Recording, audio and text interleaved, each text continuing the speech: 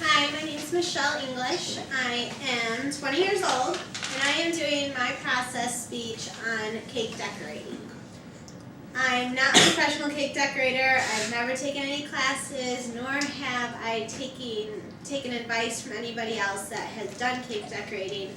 But my in-laws had gotten me a cake decorating kit for this past Christmas. So tried to take it into my own hands on how to do everything. So for my process speech, I decided to not only do a cake, but to do a Valentine's Day cake since it is Valentine's Day. Here's my Valentine's Day cake.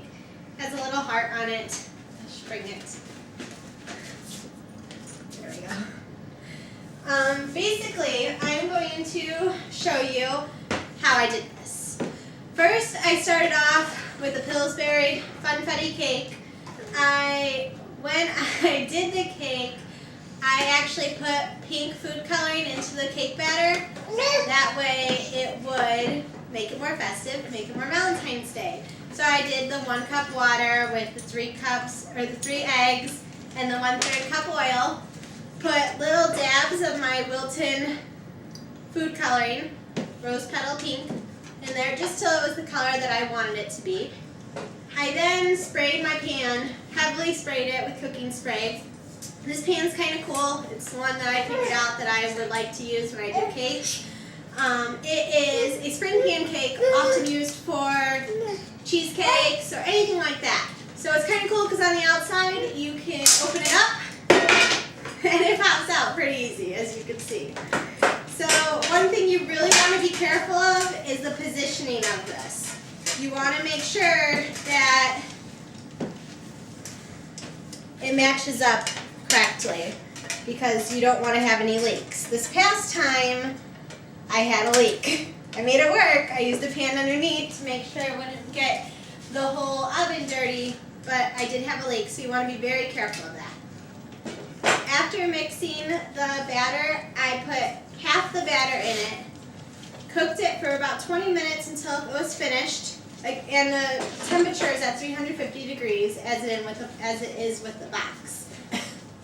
So I cooked it for about 20 minutes at 350 degrees. I then took it out of the oven, popped out the spring pan, let it cool for a couple minutes, then took a flat angled spatula and kind of scraped it off the bottom, put it on a cooling rack. I then put my cake pan back together, sprayed it heavily again, and used the rest of the batter in the cake pan. Same amount of time, about 20 minutes or until the toothpick comes out clean, and scraped it off again, put it on a cooling rack. They have to be completely cooled before you can do anything with them. It cannot be warm or hot, it has to be cool, room temperature, nothing else. Then I wanted to use a filling in my cake. So what I did for a filling was I took a regular box of yellow vanilla pudding, made it the way it says, the package with the 2 cups milk. But when I used it, I also added some more rose petal food coloring. And I mixed it until it was ready, let it go in the fridge while my cakes were cooling. I now have a more festive Valentine's Day cake because not only does it have a pink cake, but it also has a pink filling. So once I did that and once my cakes were cooled, which does take some time, it could take up to 2 or 3 hours depending on the thickness of your cake. But I took the cake that I liked, that I thought was prettier, left that for the top layer. My bottom layer, I put on my plate. I picked a pink plate, again, Valentine's Day. You can either use these bags. They are Wilton decorating bags. These are throwaway, disposable, however you want to call it. You can also get the reusable ones, which they're not badly priced. It's a better, bang for your buck because you can use these over and over. I recently bought them. They're not cheap. They're not expensive. It's whatever you like using. These are harder to clean. These you get to throw away. Or if you do not want to invest in these, you can take a regular Ziploc bag. Dog's growling, sorry. A regular Ziploc bag. Cut off a little edge of it, which I do for all my puddings, all my fillings. That's how I do it. cut off the edge, fill the bag, close the bag, and then you have your own homemade decorating bag. So that's what I did with my pink pudding. Took my pink pudding, I made a dam around my cake, my first layer, about 1/4 inch thick to make sure when I filled in my middle layer of pudding that it would stay in the cake.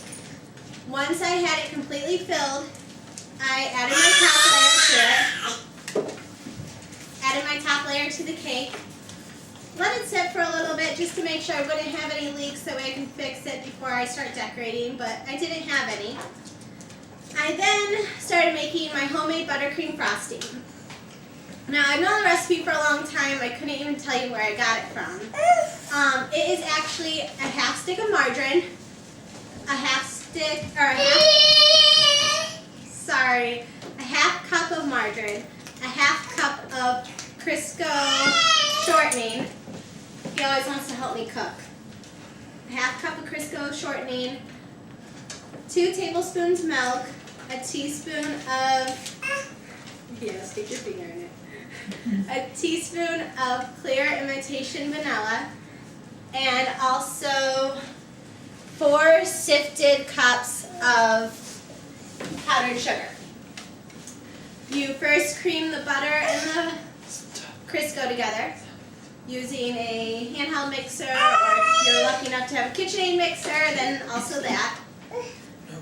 Then you do 1 cup at a time of the powdered sugar, pre-sifted, and then after you mix all that, it will seem a little dry. That's when you're going to add the 1 teaspoon of the imitation vanilla and the 2 tablespoons of the milk. After that's all done is when you add, again, the rose petal colored food coloring, and you just want to take toothpicks at a time, dip the toothpick in, dip it into the frosting until it's the desired color. The tip that I used for my frosting, I picked the easiest tip to work with, the fastest tip. Now, like I said, I've never taken a class. I don't know there are exact angles you can use or exact pressures to use. I don't do that. If it looks good when I put it on the cake, then I'm doing it right. If it's not right, oh well. So, how you put the tip on are things called couplers. I have a coupler right here. Comes in 2 pieces, the inside and the outside. The inside goes into the bag. You push it through till it starts to stick out. You put the tip on top of the coupler, and then you just screw this other part on, the outside part. And it does screw on easily. So you will then fill your icing with this. You want to fold it over about halfway. It's the easiest way to keep your hands clean. Open it up. Add the frosting into it. Open the bag all the way again. I'm going to pretend I added the frosting because I have one already ready to do. Squeeze to make sure there's no air pockets. And then I just kind of move my hand around on there. I'll show you exactly in just a minute. I left a part of this cake not decorated, that way I can give you a little example. The tip that I used for this particular cake is the Wilton 129. And with the pink frosting. And then I can go ahead and show you how I did this and then tell you how I did the rest of the cake. Do you want to hold this right here for me?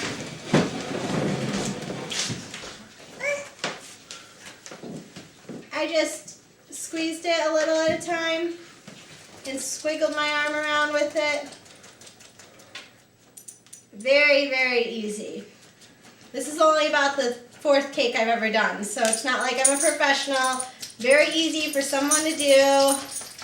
I might not be the best at it, I might not be the neatest at it, but I like the way my cakes turn out. So I then took a cookie cutter. I set it on top and kind of moved the frosting around, that way I had a nice little stencil. I melted some white chocolate chips and some dark chocolate chips. And then again, cut the end off of a regular Ziploc bag, drizzle it over the top into a heart. And that's it. I mean, it's time consuming, but it's rewarding.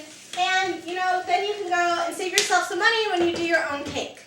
I hope you enjoyed my speech. I hope that you try this out because it is really fun to do, and then you get to eat it afterwards. So, my little guy's saying bye, so I think that's it. Have a good day. Thank you.